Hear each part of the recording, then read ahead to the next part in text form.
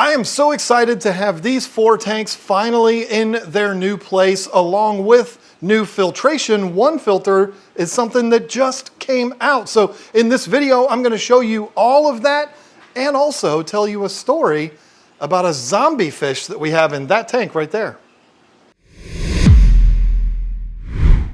A few weeks ago, I uploaded a video building new stands for our 2 125-gallon and 2 75-gallon aquariums. I told you I'd be back the following week to show you part 2. Well, that didn't work out the way I thought it would, because it's just Lisa and I out here. And when we need to move big tanks, it becomes a huge problem. See, my name isn't Joey Mullen. I can't just manhandle these tanks into place. I'm too old and my back is way too fragile, so I need to coordinate with family and friends to be able to do stuff like this. Fortunately, I was able to work it out so our daughter was able to come down with her boyfriend, Alec. You may remember him from our video when we moved into this place, and I referred to him as the Mexican Steve Rogers.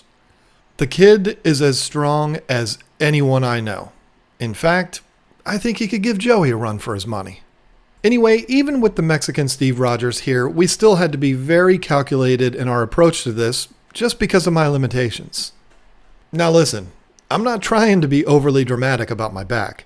I've had it surgically rebuilt, I've had cortisone injections, and I had a chiropractor back in Virginia that drove a brand new Toyota Tacoma that I swear he bought from all the money I paid him. Needless to say, I'm extremely paranoid about injuring my back again. This is something that impacts everything I do, and the bottom line is, if I go down with another back injury, Lisa and I would be screwed. So when we have something that requires extremely heavy lifting, I have to be very strategic and come up with ways to make the lift not only easier, but also better for my back. That's why you're going to see some interesting techniques to moving big tanks in this video. I know some of them might look a little silly, but it's what I have to do so I can keep moving. With all that said, I unfortunately forgot to turn the camera on to get footage of me and Steve Rogers moving the top 125 into place, but we were able to do it without incident. The second 125 was being moved from the top shelf down to the bottom shelf on the new stand, and this posed a bit of a problem for me.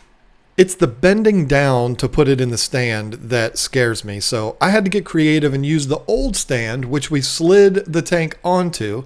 Then we lifted it up and had Lisa and Kenzie turn the stand on its side, which allowed us to slide it over and have a small distance to get it down in the stand. This turned out to be total overkill because the tank wasn't all that heavy, but that's the story of my life. Overthink things and drive myself totally crazy over it, only to finally do it and say, what was I worried about? Thankfully, we had Kenzie there for a little comic relief. I swear, I don't know what's going on in her head sometimes. She's one of those people that can just stand there and make you laugh. She's a total weirdo. I can't take full responsibility for her because she was 6 when I came into the picture, but in all seriousness, she's the only one out of our 5 to go to college, and she went on an athletic scholarship for field hockey, so even with her silliness, I'm still super proud of her. And yes, she's the one that was in the TikTok video that went viral dancing to Nicki Minaj. Do it for the talk.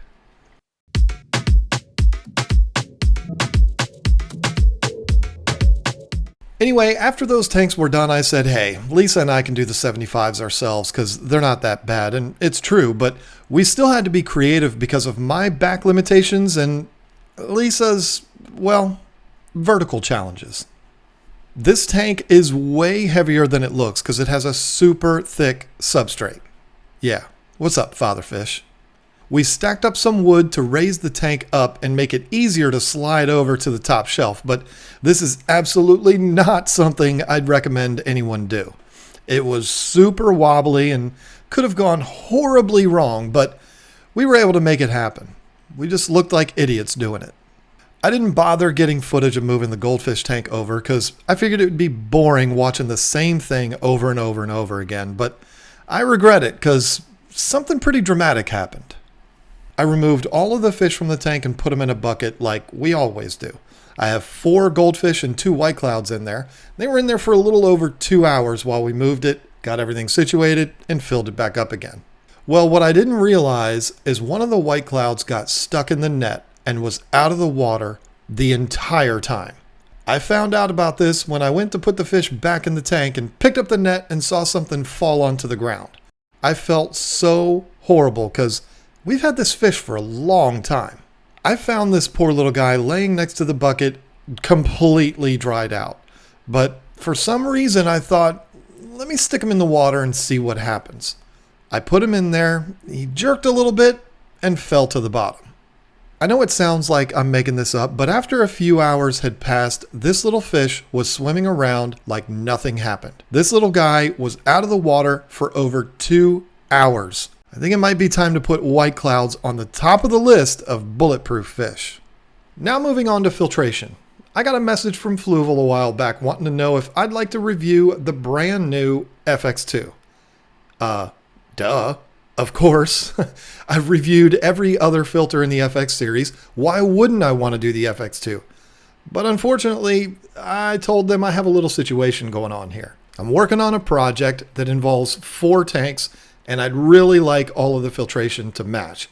I've already got an FX4 on 1 tank, so I would need 2 FX2s to go on the 75s and an FX4 to go on the other 125 so that all the filtration matches. Surprisingly, they said, all right, fine, we'll do that.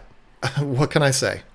Being a YouTuber has its perks, but unfortunately, after I received them, I realized I'd unintentionally told them a lie.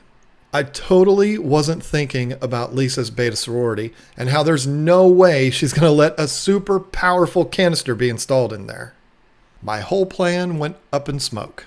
It's not a big deal though, because I'll install the second FX2 on my 90-gallon Peacock breeding tank that currently has 3 huge filters on it.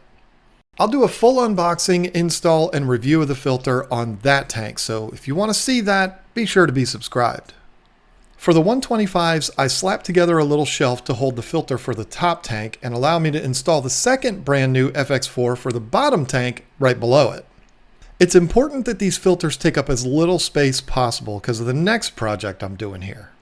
I'll be installing 3 55-gallon drums back here to hold RO and salt water for the saltwater tank. That's another cool video you're definitely going to want to be subscribed for. For the FX2 on the goldfish tank, it was easy enough. Since it's the bottom tank, I just placed it on the floor, but I did put it a bit farther down to again leave space for the barrels. It might look a little funny, but it's necessary so the barrels will fit. So there you have it, 2 125-gallon and 2 75-gallon aquariums in their hopefully final resting place. I'm so glad these tanks are finally in place because now we can move forward not only to the next phase of this project, but we're also going to be rescaping a couple of these tanks.